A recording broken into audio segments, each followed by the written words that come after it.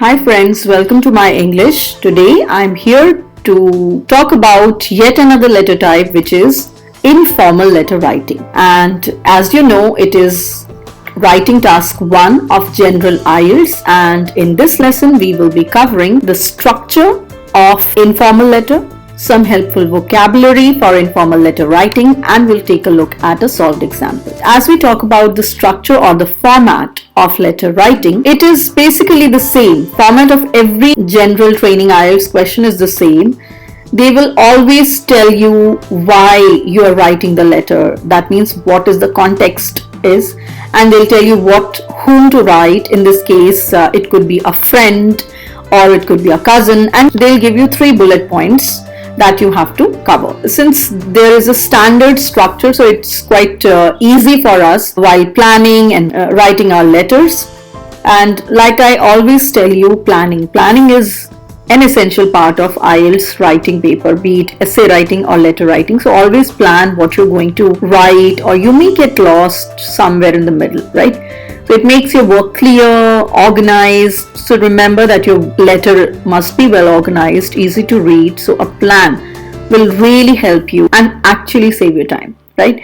So this is the structure of an informal letter. How you begin with it is you write dear and then first name only of the friend or the cousin or whoever are you writing the letter to. Then para 1. Para 1 is basically acknowledging the friendship or acknowledging the relationship that you have with that person. You do write why you're writing the letter to them, but you don't come to it immediately.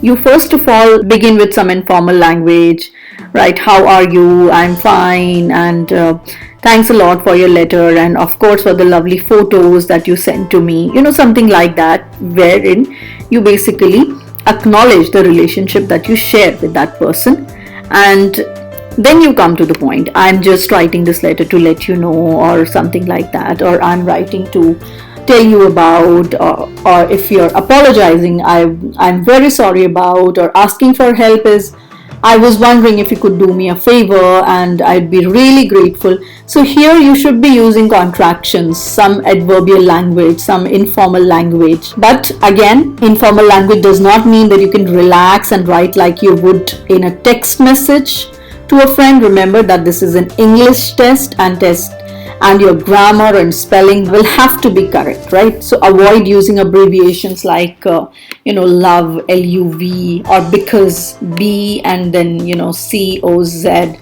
So don't do that. Also don't use acronyms like LOL, OMG, and no emoticons, right?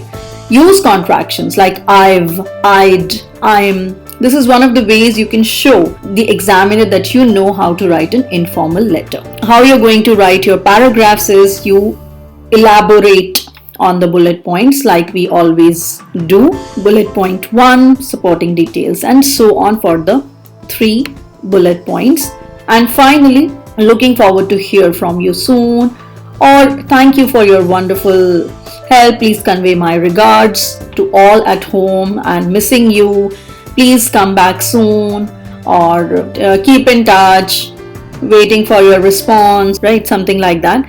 And finally, when you close the letter, you write, maybe you can write all the best, warm regards, yours truly.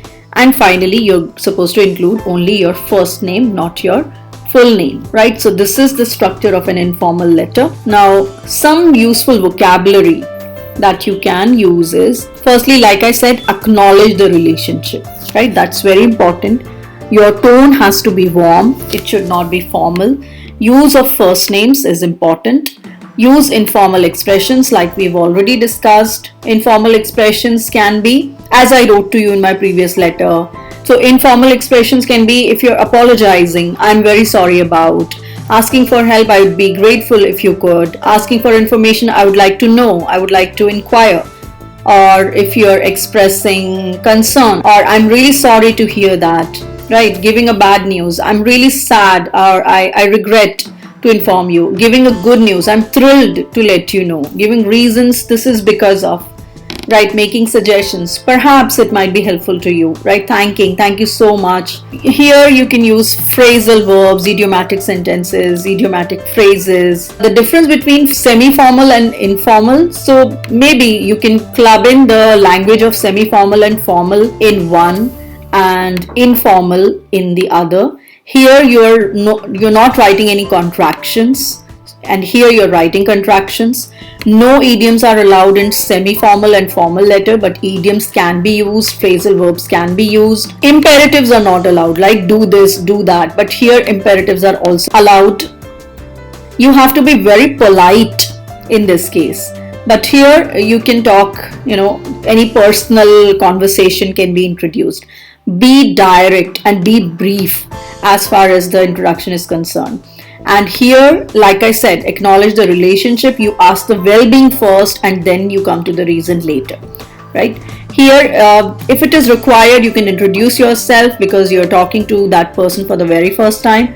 And here, introduction is not required because you're already familiar and friendly with that person. I've already discussed the vocabulary that you're supposed to use with the different letter types, so you can refer to my previous lesson. And again, contractions, idioms, so we've already covered all that. So please refer to that lesson, and I'll post the link in the description or in the I button. Please take a look at it. Now let's come to the question. This is the example. Your friend is coming over to stay with you. However, you will be away on vacation for a month. Write a letter to him or her and say how to get the keys to your flat, how to operate the equipment in the flat, suggest a few places of interest to visit. So you're not denying your friend to come over. You're still suggesting he can come and spend his time, but you won't be there. So how you write it is, you write Dear Suman. So you're writing the first name. Hope this letter finds you well, right? So you're acknowledging the relationship. As I wrote to you in my previous letter, I'm unable to cancel the finalized trip to visit my parents. But soon after you arrive in Melbourne, contact Jessie, who is a good friend of mine on so-and-so number. She offered her help to pick you up from the airport and you can collect the key from her. So here you have mentioned the first pointer. I must say that sometimes the hot water geyser turns off automatically, so you might have to make sure it is switched on before having a shower.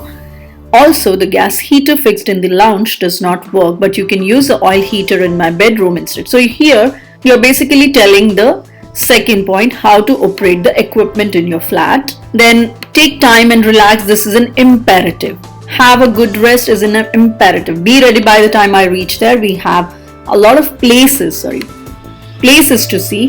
The zoo here has got a good collection of animals. You would go there. Then there is a park which has many medicinal trees. Boating is another source of entertainment. Besides these, there are many more.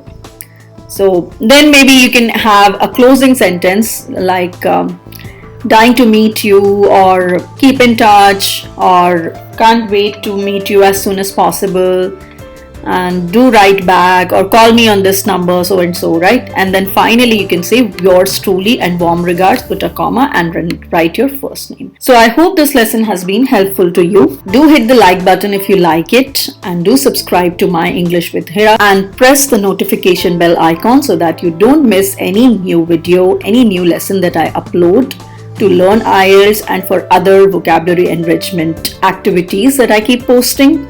I'll soon come up with my next lesson. Till then, take care and God bless. Bye-bye.